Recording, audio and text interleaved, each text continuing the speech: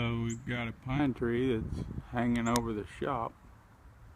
It started to kind of fall over after we got 12 plus inches of rain a couple weeks ago. You can see the root ball is starting to come up out of the ground, and I got it strapped off.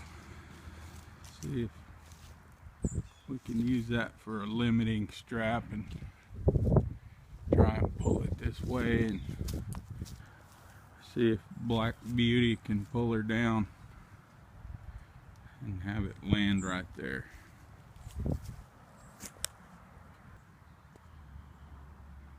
Okay, so I just crawled up there and put a chain around the tree way up high so I can get some good leverage on there.